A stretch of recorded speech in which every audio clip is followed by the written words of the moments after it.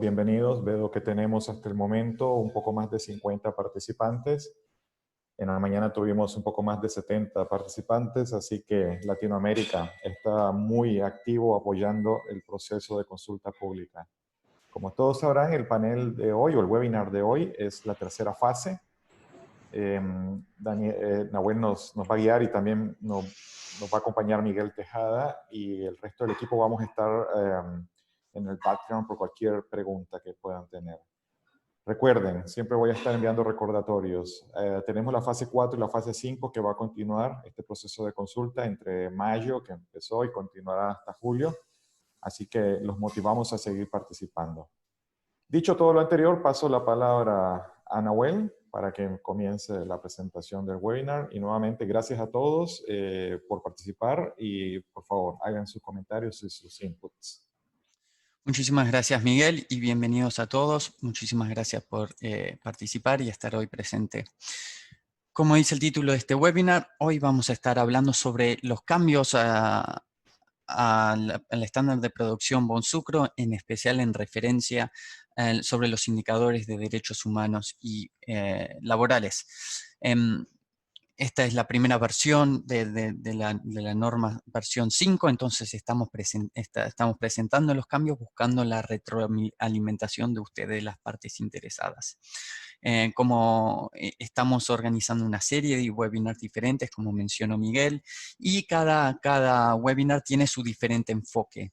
Ya vamos por la tercera fase, por lo de derechos humanos y laborales, que empezó esta semana, y vamos repitiendo los mismos webinars en diferentes idiomas y en diferentes horarios para que todas las partes interesadas puedan aportar y dar y conocer los cambios también. Si ven, no tienen que asistir a otro de la misma serie. La próxima serie será de los indicadores de salud y seguridad en el estándar de producción, que empieza el 22 de junio, así que los esperamos ver ahí también nuevamente. Se pueden registrar en la página web que mi colega Nicolás o Miguel seguro lo van a poder poner en el chat. Ahí también van a poder encontrar las grabaciones de los webinars anteriores por si no pudieron asistir. Bueno, entonces hoy este webinar voy a presentar yo, Nahuel Tuñón, soy el gerente de estándar de Bonsucro y encargado de manejar el proceso de revisión. También tenemos con nosotros a Miguel Tejada, que es uno de los miembros del comité de revisión. Bienvenido, Miguel. No sé si te querés introducir un poco, contarle un poquito de vos. Sí, gracias, Nahuel. Estoy tratando aquí de activar la cámara. Gracias, Nahuel, y gracias por la invitación. Sí, fue una excelente experiencia participar de este grupo y espero poder compartirles un poco de lo que trabajamos. Soy Miguel Tejada, soy asesor de esquemas de certificación de sostenibilidad en la agroindustria, tipo RCPO, Bonsucro y SCC, y estuve participando, apoyando desde Latinoamérica, desde Colombia, desde ese punto de vista de implementación en este equipo diverso, y bueno, espero transmitir los principales puntos que tratamos y las principales experiencias. Muchas gracias, Miguel. Bueno, entonces hoy primero vamos a empezar explicando un poco cuáles son los indicadores sociales que vamos a estar hablando de hoy. Vamos a ir uno por uno y voy a dar más un repaso de los cambios introducidos. Después le voy a hacer unas preguntas a Miguel sobre cuáles fueron las motivaciones del grupo de trabajo para llegar a estos cambios, y también nos vamos a después vamos a tocar el tema sobre salario digno, que es uno de los cambios fundamentales que se introducen en esta nueva versión del estándar. Aprovecho para decirle que por el momento están todos los participantes muteados, pero esperamos tener una conversación dinámica. Si tienen algunos comentarios o algunas preguntas, pueden hacerlo haciendo el coso de Q&A. Pueden hacer las preguntas y las vamos contestando al momento, también la función de chat, o si no, si quieren dar sus comentarios oralmente, pueden levantar la mano y les abrimos el micrófono. Dicho eso, bueno, sí, entonces, ¿cuáles son los indicadores que vamos a estar tratando hoy? Primero, la edad mínima de los trabajadores, el 2.2.1, que estaba una versión en el estándar que está en fase de implementación ahora. No hay muchos cambios, lo único que se eliminó fue el trabajo familiar ligero, que era para los 12 a 13 años. También se ponen restricciones a los trabajadores que son adultos, pero en menores de edad, o sea, de 16 a 18 años, que ya son considerados adultos que han terminado los estudios, pero que están trabajando. Son unos cambios leves ahí. Y después el 2.2.2 es el trabajo forzoso. No hay cambios en relación a la versión anterior, pero sí va a haber una modificación de la guía para que sea un poquito más clara los requisitos. Después el 2.2.3, la ausencia de discriminación. Aquí tampoco hay grandes modificaciones, solo se alteró un poco la definición de qué es discriminación. El 2.2.4 es un indicador nuevo, es ausencia de abuso y acoso, abuso y acoso, perdón. Es un nuevo indicador que lo pueden ver los requisitos, pero creo que se explica cuál es la intención del indicador con el título. El 2.2.5 es respeto al derecho de todos los trabajadores de formar y participar en sindicatos y de manera colectiva. Hay un poquito de cambio de promoción al diálogo social, que era antes que no estaba en las versiones anteriores. Y por último, estos próximos indicadores son horas de trabajo perdidas como porcentaje total de horas, que es como un indicador que mide la satisfacción de los trabajadores. Ahí no hubo cambio, y tampoco en existencia de un contrato o documento equivalente. También hoy vamos a estar hablando, ahí Coralia levantó la mano, sí, si me da un momento. Sí, Coralia, ahora si se puede desmutear, presentarte y hacer la consulta o la pregunta.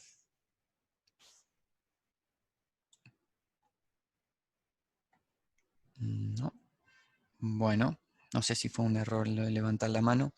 Si se quiere, le voy a bajar. Si la quiere nuevamente, la puede volver a subir.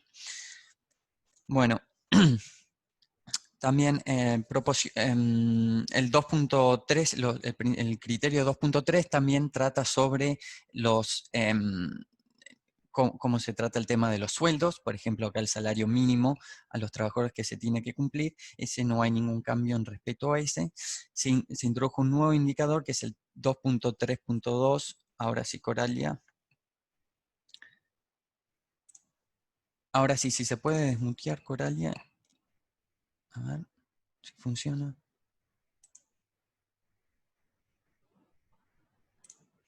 No funciona el micrófono. No la estamos escuchando. Aló. Ahora sí. Ahora. Aló. Sí, ¿cómo estás? Nahuel, es con respecto al indicador 2.2.4, en que habla sobre, ¿podrías por favor ponerlo? Ausencia Ajá. de... Ajá. Nuevo indicador, ausencia de abuso y acoso. Ya, o sea, como estamos hablando de que la nueva versión va a incluir no solamente las hectáreas que están en el alcance de la certificación, sino todas las hectáreas, tanto del ingenio como de los proveedores. ¿Cómo haríamos para demostrar evidencia de ausencia de abuso o acoso en pequeñas fincas de proveedores que nos proveen caña? Sí, y gracias por la pregunta. La verdad que buena pregunta es, en esta versión no todos los indicadores se aplican a todo el área de suministro, solo algunos, y se están focalizados en el principio 1, que es el de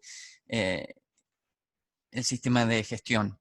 En estos, todo el principio 2 solo se concentra en el área de certificación. Estamos hablando de las fincas certificadas y en la totalidad del ingenio. Así que todo lo que vamos a estar hablando hoy es solo para el área de certificación. Ahora, si tu estudio de riesgos y de impacto sale que consideran que hay un problema en discriminación o abuso en las fincas, también se tiene que empezar a trabajar de eso, pero no es lo mismo que tener la evidencia que hay ausencia. No sé si se entendió, Coralia. Sí, perfecto, gracias. Muchas gracias.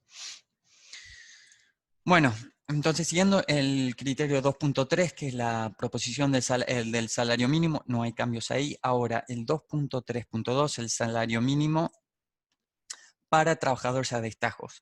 En principio no hay ningún cambio con este indicador, ya que estaba incluido en el indicador 2.3.1 en la versión actual de la norma. Se separó para darle más clarificación cómo se mide el salario mínimo, el sueldo mínimo, cuando se está trabajando para destajo. Así facilita el labor del auditor y de los implementadores. El 2.3.3 trata sobre la cantidad máxima de horas trabajadas. En la versión actual de la norma de producción se establece el límite establecido por la legislación nacional. Y si no hay, y en ausencia de que si la legislación nacional no dicte cuántas horas se puede trabajar por semana, entonces se tendría que trabajar 60 horas. La modificación en esta nueva versión del estándar es que independientemente de lo que dicte la legislación nacional, se establece un máximo de 60 horas. Ahora, si tu legislación te permite más de 60 horas, no es que no lo tienen que implementar inmediatamente, lo pueden implementar sobre 2 años. O sea, pueden mantener la certificación existente bajando las horas trabajadas para llegar a los 60 al final de los 2 años. Sí, veo que hay un comentario. Bueno, buenísimo. Después el 2.3.4, las horas extras que se pagan a tarifa especial. En la versión existente era 25% y ahora se subió a 50% para alinearse con las recomendaciones de la OIT. Después el 2.3.5 es acción para eliminar la diferencia con el salario digno. Este es un nuevo indicador y lo vamos a explicar más detalladamente en la segunda parte de este webinario, donde lo vamos a tratar más. Si es sobre este tema, el salario digno lo podemos dejar para después, que vamos a explicarlo más en más profundidad. Si ese es el caso, si no, María. Ay, María, si se puede, María Mesa, si se puede. Ahí está, sí. En el caso de la modificación de las 60 horas, Sí. ¿qué prevalece?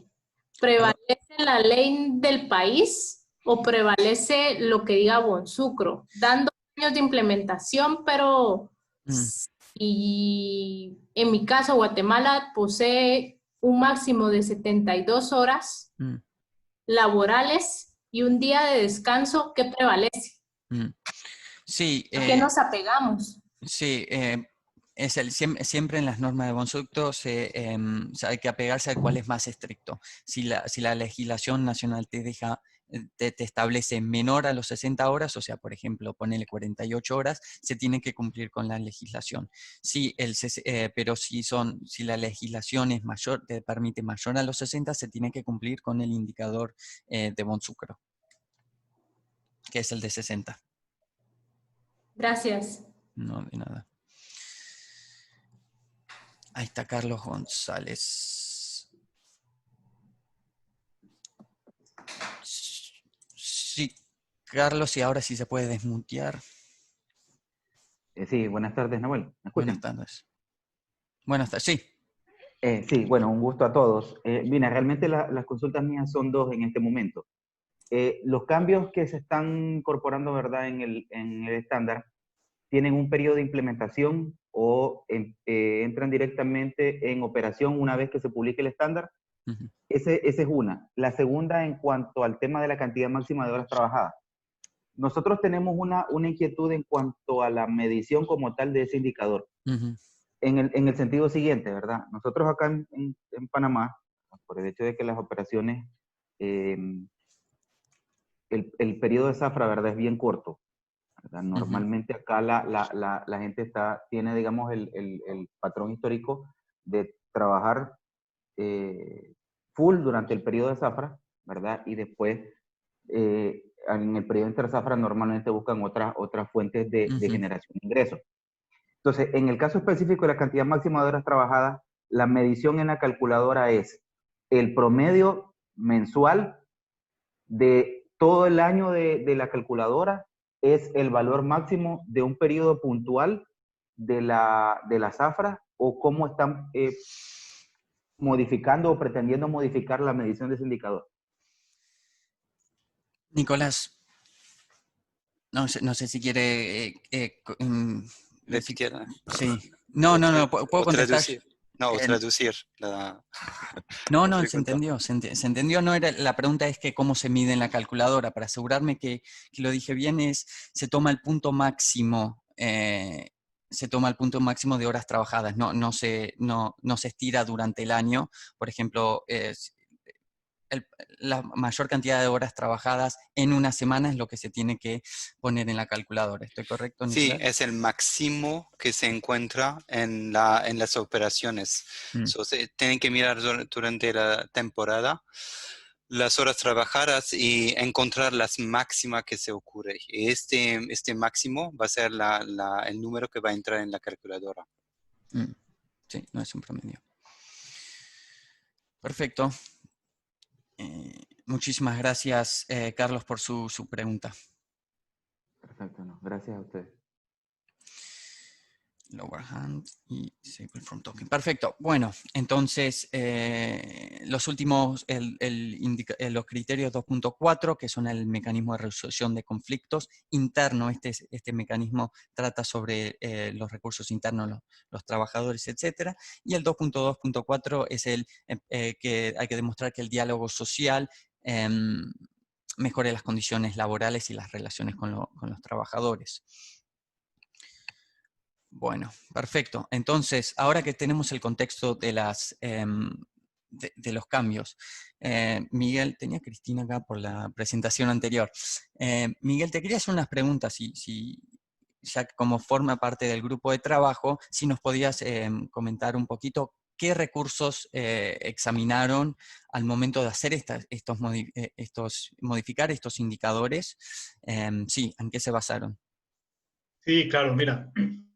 Me recuerdo muy bien cuando arrancamos que pensábamos, este estándar tiene que ser un estándar que dure 5 años y que retome los elementos principales que van a suceder o que suceden no solamente hoy, sino dentro de los próximos 5 años. Y es un gran reto porque se ve casi que un reto de buscar qué va a suceder en el futuro. Sin embargo, tratamos de alinearnos con los estándares similares como lo es RSPO, FSC, con las solicitudes de ASI como ente acreditador.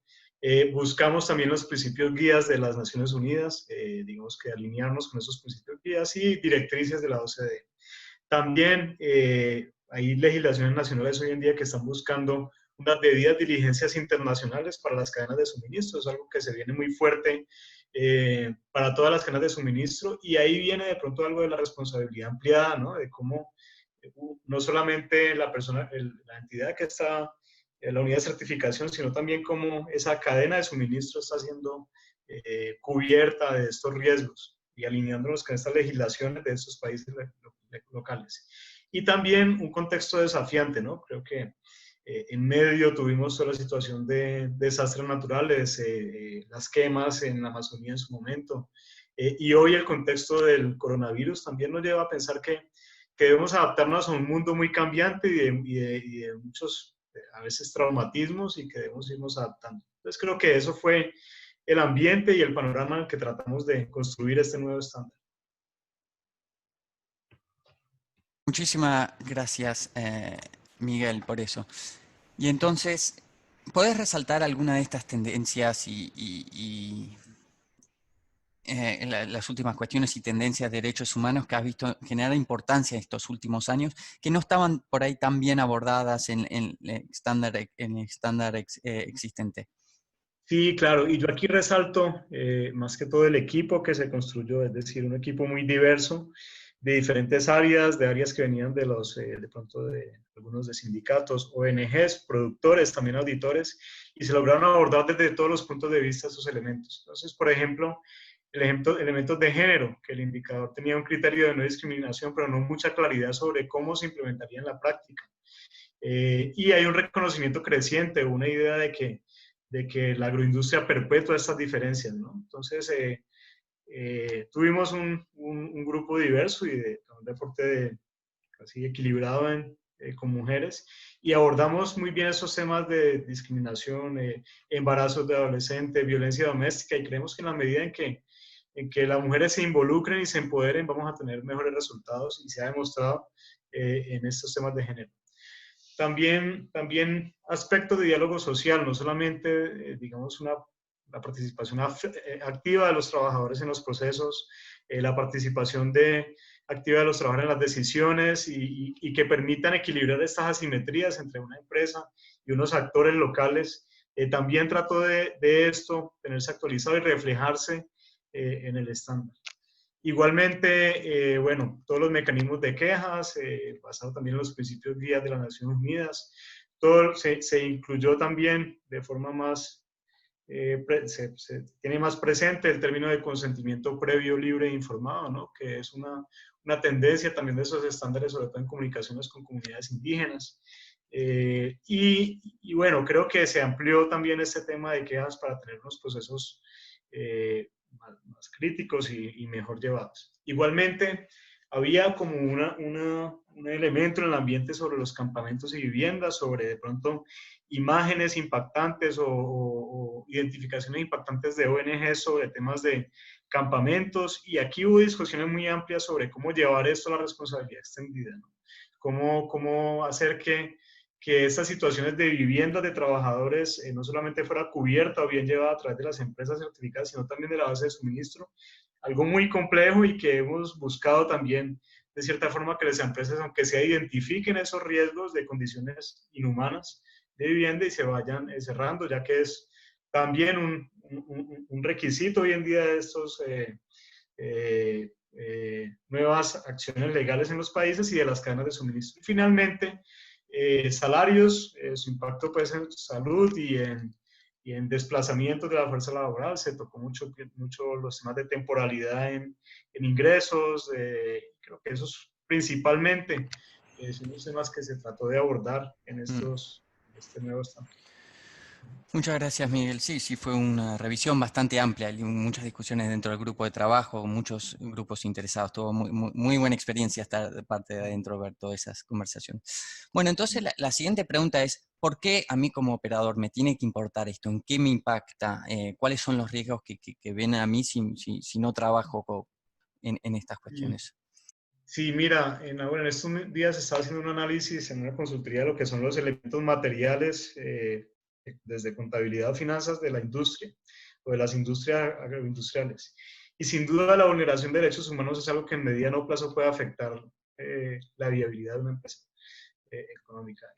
Ejemplo, lo que hablamos de las debidas diligencias de derechos humanos obligatorias ahorita en estas cadenas de suministro. Esto se va a volver cada día en un requisito. El estándar ha tratado de adaptarse a estos requisitos legales en estos países, California, Reino Unido, Unión Europea, y en algún momento eso se va a volver un requisito legal que las empresas van a tener que asumir, sobre todo los compradores. Entonces, ponernos al día en estos temas de derechos humanos ya da un avance y nos da un pie para seguir.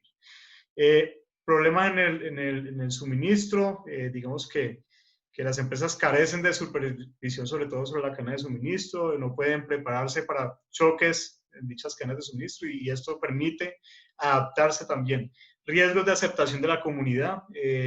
Hay casos, digamos, donde la vulneración de derechos humanos puede evitar que haya una aceptación de la industria o la agroindustria en la comunidad, y por eso creo que se da al pie de que la comunidad también participe en estos procesos, participe activamente y haga parte de esos procesos de comunicación y consulta de quejas para que estas situaciones de derechos humanos relacionados a las empresas pues se traten de la mejor forma.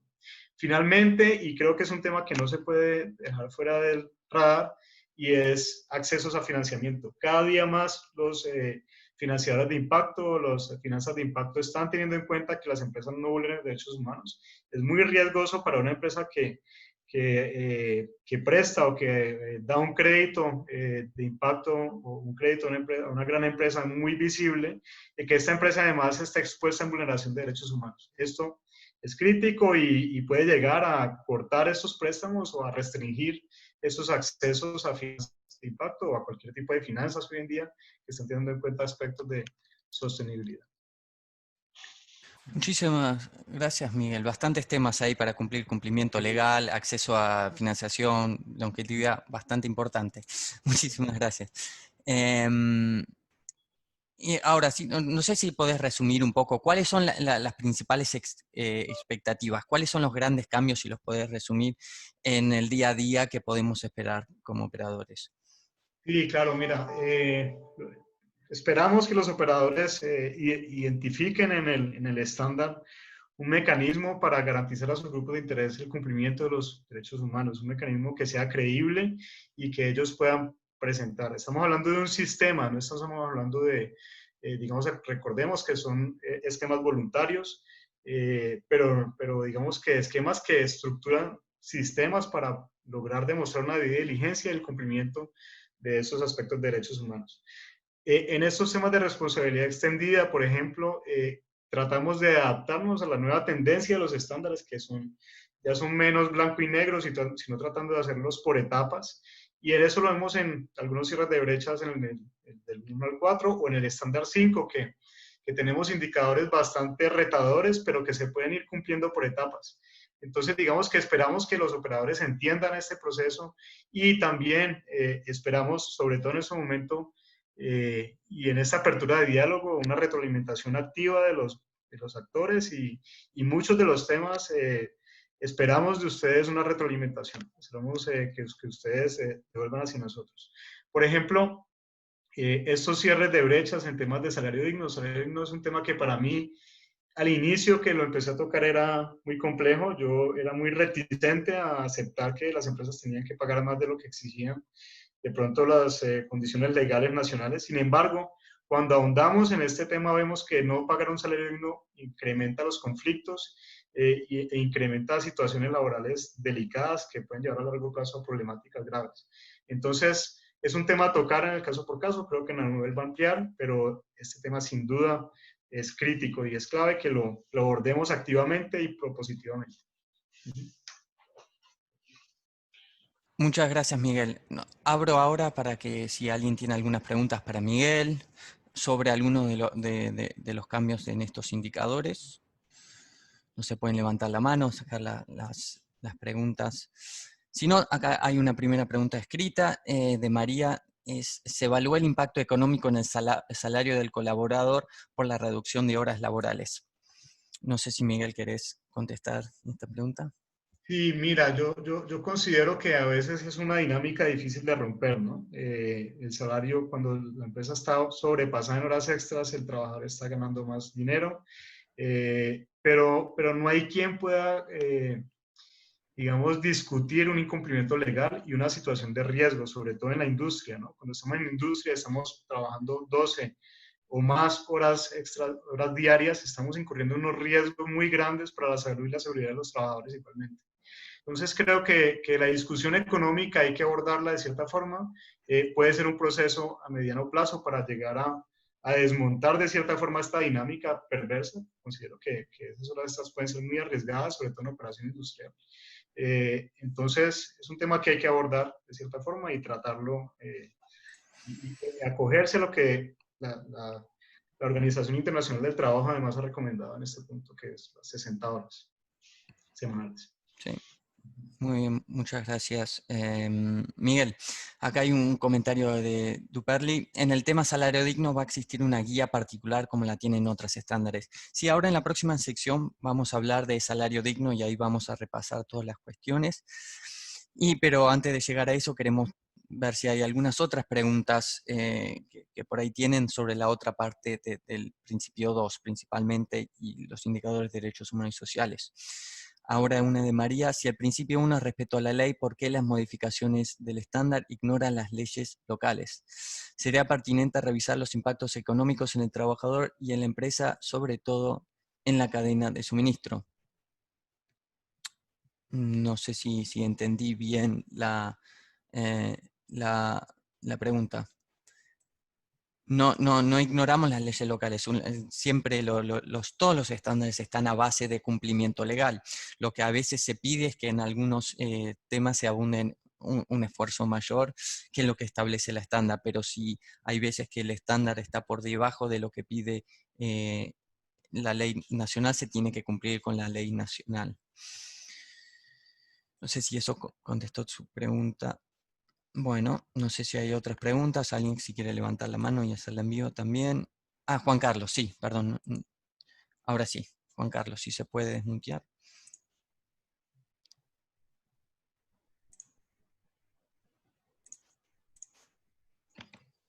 Juan Carlos. Estás muteado. Perdón. Ahora sí. Hola, Juan Carlos. Hola. Saludos a todos. Muchas gracias, Nahuel, por darme la palabra y por el webinar. Pues yo creo que en sintonía con el comentario que me antecedía, creo que para nosotros en Centroamérica es valioso mencionar que con este proceso de revisión del estándar es una oportunidad importante para resolver muchos temas, ¿verdad? Y ahí es donde vemos que en esencia el enfoque debe ser prioritariamente resolver esos problemas de implementación que se han enfrentado en el estándar vigente y también resolver aquellos problemas que desincentivan que otros ingenios no quieran o no puedan acceder a la certificación actual. Creo que eso es un tema importante también a valorar, porque, o sea, cuáles son las variables que hacen que el estándar vigente no incite a la participación de otros, ¿verdad? Y bueno, en todo caso, creo que también es valioso mencionar que mis comentarios en este momento no van a valorar específicamente nada de las propuestas, puesto que eso lo vamos a hacer mediante los aportes. Creemos que estos webinars son para recibir la información y para aclarar dudas, ¿verdad? Entonces, es en ese sentido que van mis comentarios. Pero sí, en línea con lo que se mencionaba, decía, nosotros vemos que este proceso de revisión del estándar es una oportunidad valiosa para ver qué ha pasado con el estándar vigente y luego también para buscar ese debido balance que debe haber entre las variables de la sostenibilidad, que debe asegurarse la sostenibilidad social, debe asegurarse la sostenibilidad ambiental, pero también importantísimo debe asegurarse la sostenibilidad económica, la viabilidad económica de aquellas empresas o grupos que han accedido efectivamente a la certificación. Dicho esto, pues, o sea, sí vemos, y como se mencionaba antes, que hay un distanciamiento entre lo que plantea el borrador del estándar con los marcos legales, ¿verdad? Sí es una valoración no solo en esos temas que se han mencionado ya, sino que también lo vemos en otros temas, y eso nos llama la atención, puesto que es un hecho también que los marcos legales son los que reflejan las particularidades de los países en los que se ejerce la producción, ¿verdad? O sea, digamos, no vamos a poner en una misma condición de producción a un país centroamericano con otro en Asia o ¿verdad? En diferentes regiones del mundo donde se produce azúcar.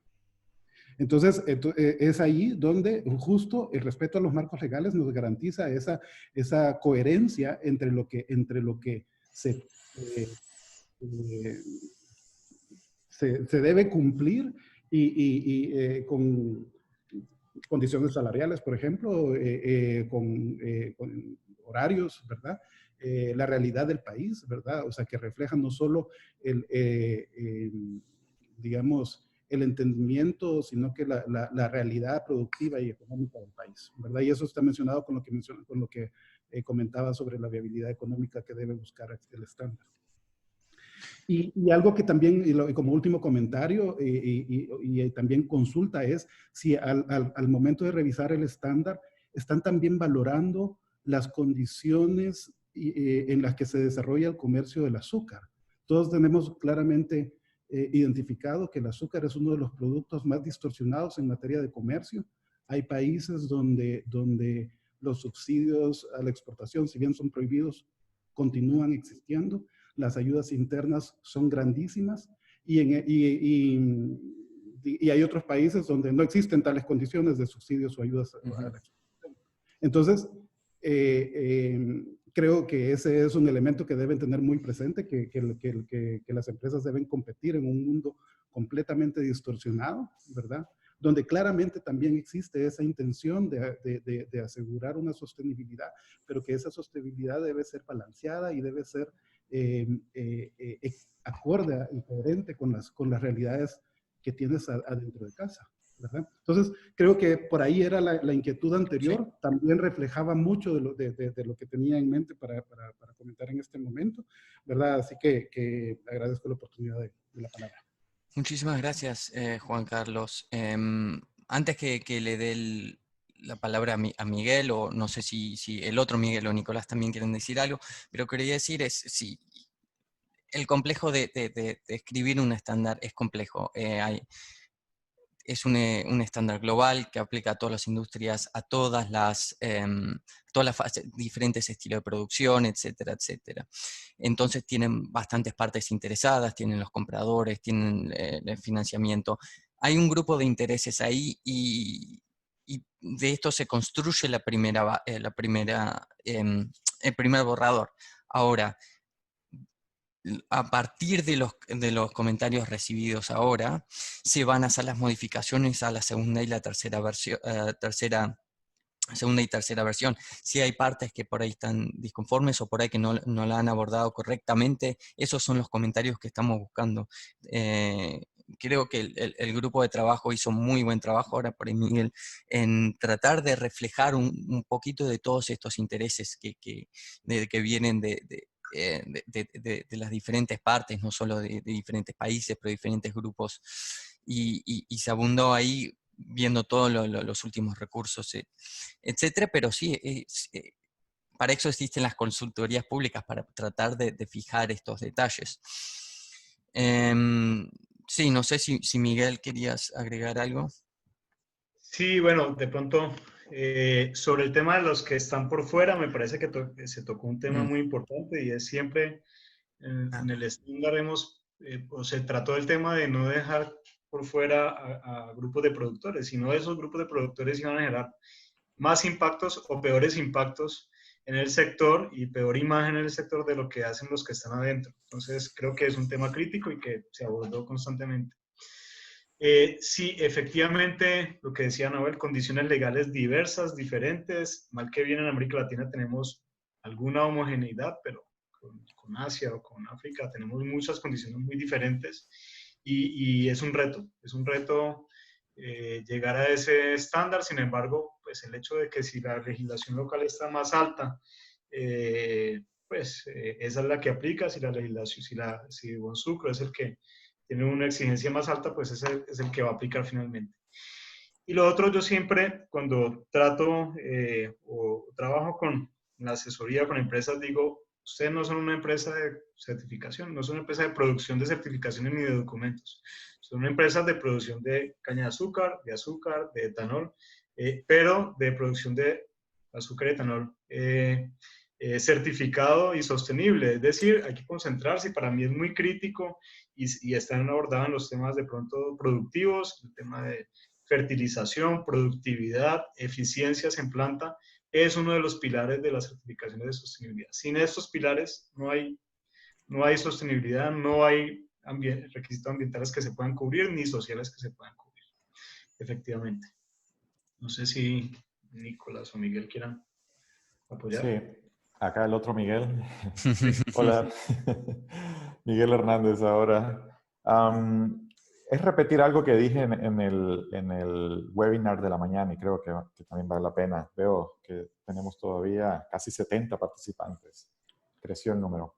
Y este proceso de consulta pública es una ventana que se abre cada 5 años y debemos aprovecharla. Por eso, en las 3 regiones que operamos, Latinoamérica, en todo el sentido amplio, desde México hasta Argentina, África y Asia, estamos motivando a miembros, stakeholders, ingenios, asociaciones, sociedad civil, líderes sindicales, a que aporten a este proceso. Estos webinars están diseñados para dar una introducción a diferentes temáticas, pero hay un trabajo después, y ese es el enlace que le enviamos. Y ese trabajo es revisar el estándar, revisar los cambios y trabajar en el formulario de inputs, porque esa es la oportunidad para hacer una recomendación, enviar un input. Si no aprovechamos esta oportunidad, que vamos a tener que esperar los próximos 5 años, y retomando a la palabra de lo que dijo mi tocayo, es un reto porque queremos hacer un estándar aplicable para estas 3 regiones. Pero nuevamente, y sé, en este caso, Juan Carlos, sé que vos estás liderando todo un grupo de trabajo en Centroamérica con los ingenios y nuevamente queremos motivarlos a todos a que sigan a nivel individual, organizacional o de asociaciones a esta discusión y que envíen los inputs. Eso es lo que va a construir el estándar final que esperamos esté listo en el primer cuatrimestre del 2021. ¿Nahuel? Sí, muchas gracias. No, ahora acabo de ver la hora, que nos quedan 15 minutos a la hora establecida para no pasarlo. Propongo, Juan Carlos, si está bien, propongo pasar a la siguiente sección, que es la de sobre salario digno, y si después te quedan algunas dudas, nos podemos, tanto yo como Miguel Hernández, y Miguel, si tiene tiempo, nos vamos a quedar un tiempo después de que termine el webinario para seguir charlando estos temas. Así que, sí. Claro, muchas gracias, de acuerdo. Muchas gracias. Bueno, y lo mismo para todos, los que se quieran quedar, bienvenido sea.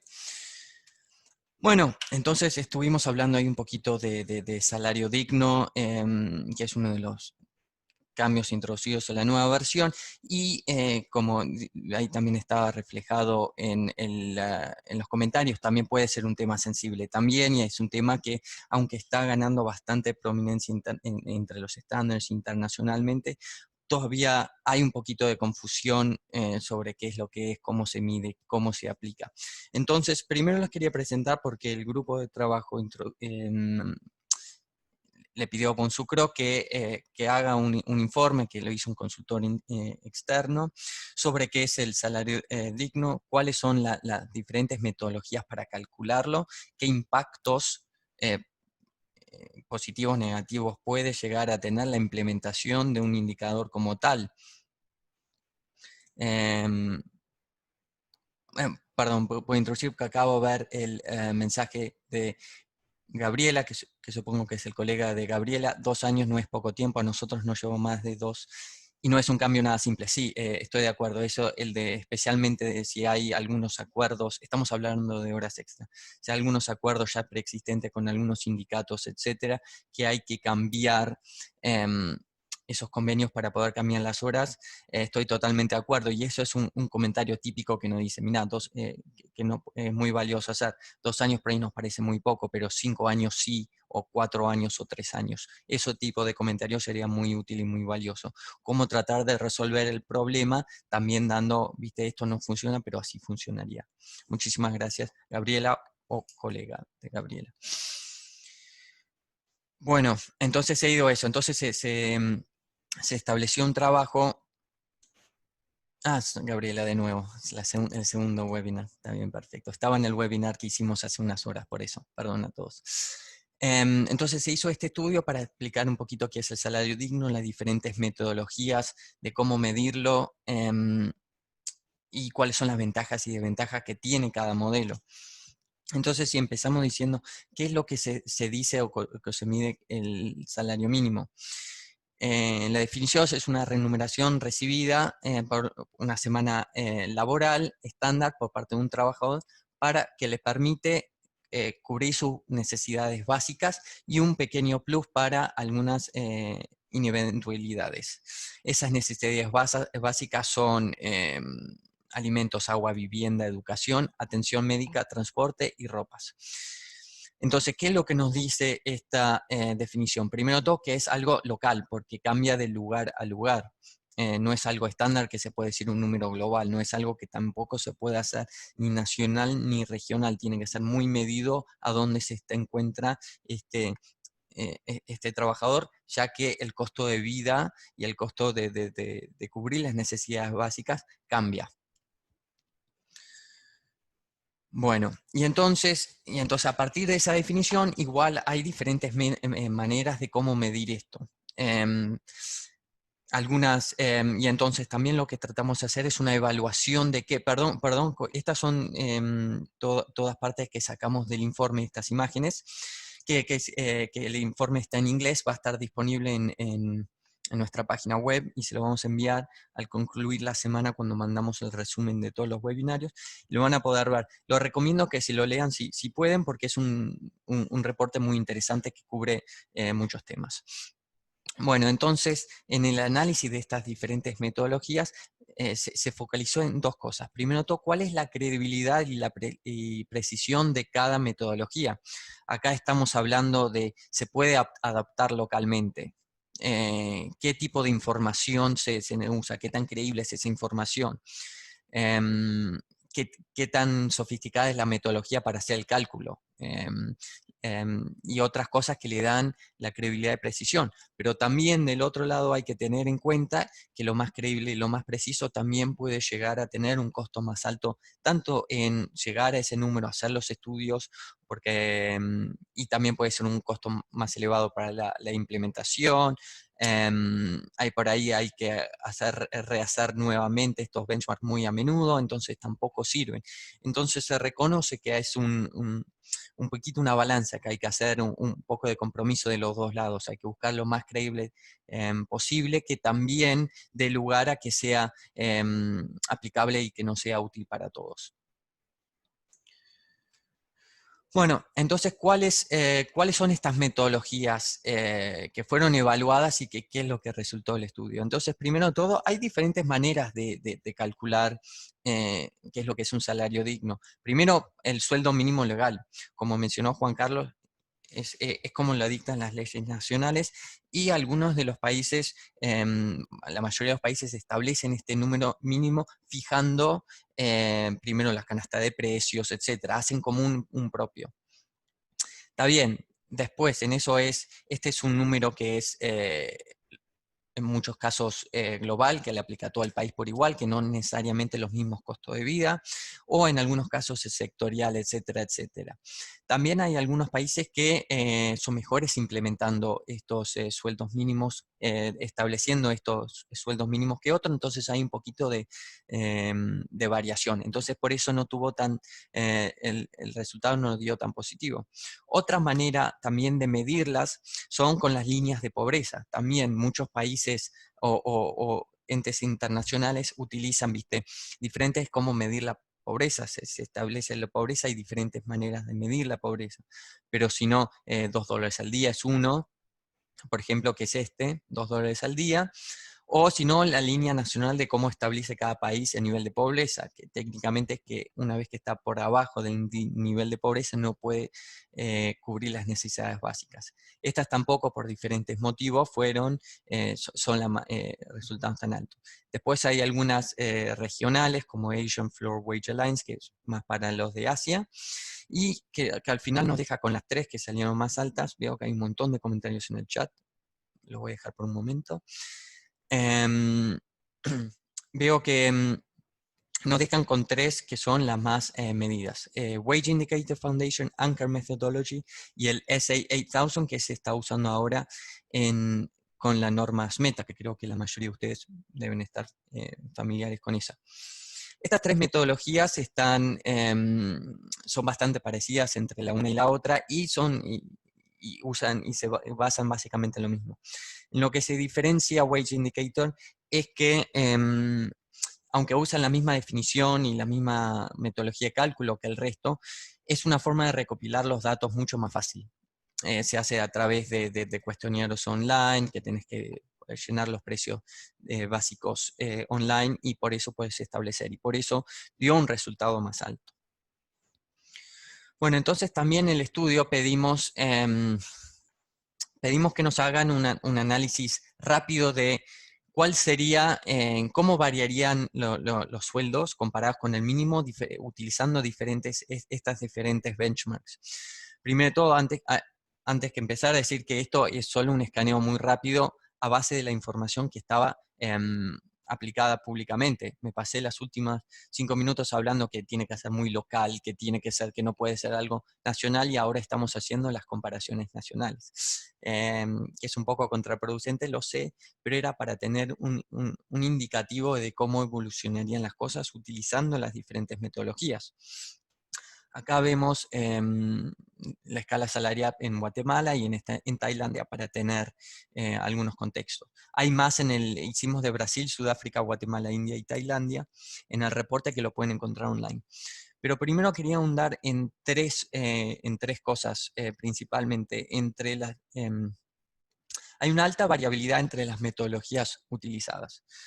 ¿Qué es lo que quiero decir? Por ejemplo, si nos vemos este gráfico acá, el 0 es el salario mínimo legal que establece cada país, y acá es cómo se comparan diferentes comparando con el sueldo el sueldo mínimo establecido por las leyes. ¿Qué quiero decir? Por ejemplo, acá el nivel de pobreza, las mediciones de pobreza nacionales, por ejemplo, están cómo miden la pobreza comparada con el sueldo mínimo. En Brasil, por ejemplo, es un 79% menor. Y en India, por ejemplo, es un 84% más alto. Por ahí hay unos errores de datos, no sé. Pero eso establece que vos podés estar recibiendo el sueldo mínimo y estás igual 84%, o sea, igual estar siendo considerado por el mismo gobierno como en el nivel de pobreza. Ahora, y después, eso es lo primero que hay que tener en cuenta. Depende de la metodología que se elige, va a tener impacto. Lo segundo que se tiene que tener en consideración es que hay una alta variabilidad regional en cuanto a salario y salario digno. Acá, como vemos, hay algunos países que van a ser peores afectados que otros. Por ejemplo, acá Guatemala, por ejemplo, dice que está por arriba del salario mínimo un 29% usando el The Wage Indicator. También esta información no es necesariamente precisa, pero es indicativa. Pero en un país acá como Sudáfrica está un 223% por debajo el salario mínimo legal y el sueldo digno establecido por esta metodología. ¿Qué es lo que quiero decir con esto también? Hay que ser muy conscientes que va a tener un impacto desproporcional entre las diferentes regiones, que eso también venía a lo que decía Juan Carlos también antes, que cómo va cómo va a afectar la competitividad nacional, internacional, porque también la norma de Bonsucro es voluntaria, y entonces, ¿cómo se van a manejar? Es un sistema complejo, lo sabemos. Y lo último también para tener en cuenta que es falta de datos adecuados. O sea, primero quiero decir que estos datos no van a estar, hay que hacer una investigación muchísimo más profunda y vamos a tener que tener datos mucho más específicos, aplicables a cada localidad donde se encuentran los ingenios o los diferentes productores para poder desarrollar este indicador. Todo esto genera también algunas problemáticas en la implementación. Ahora, ¿por qué explico todo eso? Quería explicarle un poquito el contexto de cuál fue el trabajo que se consideraron todas estas cuestiones dentro del grupo de trabajo, y son más largas las consideraciones también de impactos económicos nacionales e internacionales en el reporte, si les interesaría ver. Bueno, entonces con ese trabajo después se lo dieron al grupo de trabajo. No sé si Miguel Tejada en este caso querías explicar cómo es el indicador de salario digno y qué es lo que se establece, qué es lo que se pide.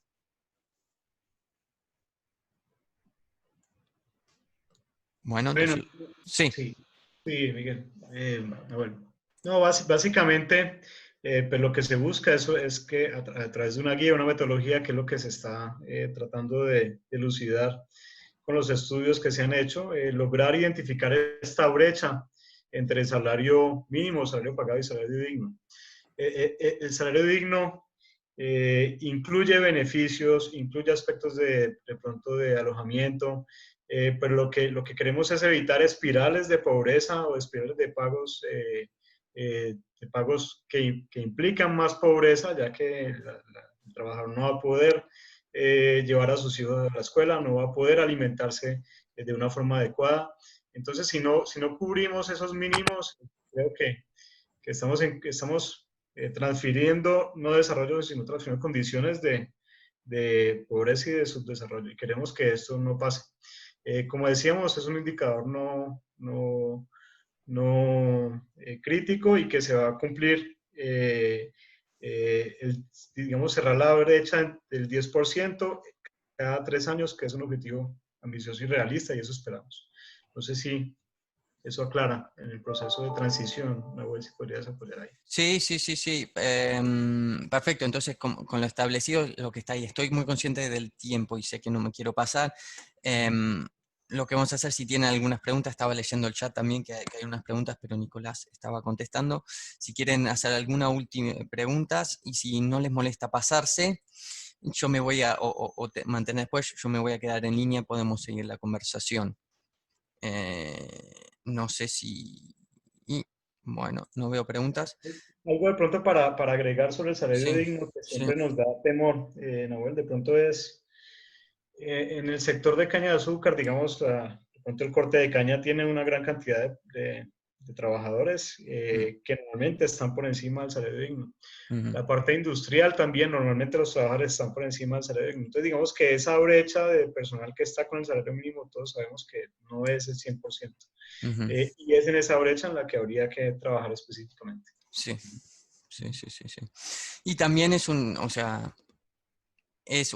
primero un indicador no fundamental y 3 años para cerrar el 10%, 10% de la brecha.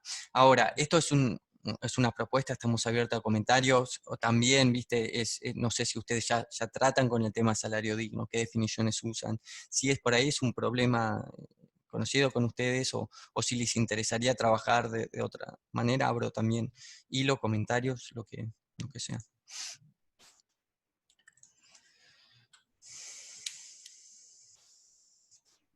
Claro, Gabriela dice, yo no lo veo muy claro aún en este punto. Tengo dudas porque depende mucho de la situación de cada país. Sí, bueno, eso también es el punto de un poco de la definición de salario digno. Por ahí pues podemos, que no es solo depende de cada país, pero de cada localidad. En algunos lugares por ahí tiene costo de acceso a educación, o eso es provista por el Estado, etcétera, entonces no tiene que ser cubierto por los salarios, etcétera. Entonces la idea del salario digno es un poquito más específico que el sueldo mínimo, para que sea adaptado a las realidades más locales, no tanto nacionales.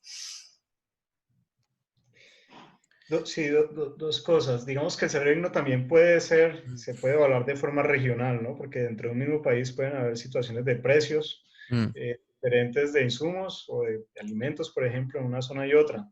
Y casi que debería de ser evaluado de cada empresa, porque cada empresa tiene unas condiciones laborales diferentes con sus trabajadores. Entonces, es un tema muy variable, efectivamente, pero se busca garantizar que sea un salario que garantice unos mínimos vitales, que es el acceso a una vivienda, el acceso a una educación para sus hijos, el acceso a unos mínimos exactos vitales. Veo un tema sobre los proveedores de caña y no sé, Nahuel, si puedes ampliar, porque hay un elemento que no se ha incluido aún, pero que posiblemente más adelante en otras revisiones, que es el de ingreso digno para proveedores, es decir, cómo garantizar el ingreso digno de proveedores o pequeños proveedores. Sí. Hay dos temas que el salario digno y el sueldo y el ingreso digno también está tomando mucho enfoque en otros estándares como RSPO, Rainforest Alliance, etcétera, pero sí, no. Sería para la revisión del estándar de pequeños productores, es algo que sería para ese grupo de trabajo y esas conversaciones. Ok, acá hay una mano levantada de Carlos González. Sé que Maricruz tenía antes, no sé si la bajó, así que voy a ir a darle a Carlos, si se puede desmutear, presentarse. Sí, muchas gracias, Nahuel. Perdonen que tal vez las consultas mías han estado más enfocadas en el tema del cómo se va a medir ese indicador, sí, ¿verdad? Y quisiera un poquito ir a la parte práctica, nuevamente con dos consultas. Primero, a nivel de operación certificada, el comparativo, ¿qué va a implicar para nosotros? Que vamos a tener que hacer un análisis, un comparativo puesto por puesto, porque no es lo mismo, ¿verdad? El salario de un soldador, ¿verdad? Por ejemplo, que puede estar ganando el mínimo dentro de su sector laboral, que el salario de un cortador. Entonces, ¿qué va a implicar? Que yo debo tener por puesto un análisis del salario que se le paga versus lo que debería ser el salario digno desde el punto de vista de la metodología que nosotros identifiquemos? ¿O cómo pretenden que se haga el análisis del comparativo? Sí, gracias por la pregunta. Básicamente, Bonsucro todavía no se seleccionó una metodología ni nada por el estilo. Creíamos era importante introducir el tema. La metodología necesitamos un proceso más grande de consulta, yo creo, para poder acordar en un proceso entre todos. Esto era para introducir el tema también. Era introducirlo en el estándar también una forma de empezar la conversación. Pero como se prevé que funcionaría es, una vez que esa metodología estaría establecida, por ejemplo, lo que estamos evaluando, una de las opciones que estamos evaluando, es que Bonsucro ya te diga, básicamente por tu localidad, por tu no región, por tu localidad, cuál es el salario digno, el mínimo salario digno para esa región. Ahora después vos tenés que ver que hasta el mínimo, que todos los tenés que establecer cuánto gana lo que están el más abajo, o sea, eso, y cuánto es la brecha. Con el salario mínimo ese. Por ejemplo, no sé, por ahí salió el resultado, el salario digno para esta región son, pone 180 por semana y hay algunos que están ganando 100, otros 110, otros 120, etcétera, etcétera. En 3 años, todos esos sueldos que están por debajo del sueldo mínimo tenés que cerrar un 10% de la brecha, ¿no? No sé si se entiende. ¿Sí? Eso quiere decir que, disculpa, similar Sí. un poco y tal vez el indicador no es el más aplicable, pero lo recuerdo así el estándar. En temas de los patrones de clima, Bonsucro me va a decir en qué región estoy yo y con qué salario yo me debo comparar. Claro, una cosa así, pero sería mucho más local, porque viste sí, sería algo muy parecido así, exactamente. El mismo principio. Ok, comprendo, gracias. Muchas gracias, Carlos. Bueno, se nos está pasando la hora muy rápidamente. Hagamos esto. Voy a dar la cierra y el que se quiera quedar para seguir charlando, bienvenido sea. Antes de cerrar, primero de todo, les quería agradecer mucho a todos. Les quería recordar que la consulta está abierta hasta el 31 de julio. Pueden llenar los formularios, pueden contactarse independientemente con cualquier persona de Bonsucro, tanto yo como Miguel Hernández, como Nicolás, o escribir a info@bonsucro y siempre estamos acá para contestar sus preguntas. La próxima serie de webinarios va a ser sobre salud y seguridad el 22 de junio. Empieza la semana del 22 de junio y ahí vamos a estar hablando sobre salud y seguridad. Ahora, bueno, y muchísimas gracias a todos. Disculpas por demorarme un rato. Me voy a quedar acá para seguir charlando si quieren levantar las manos y podemos hablar más abiertamente. Muchísimas gracias a todos. Hasta luego.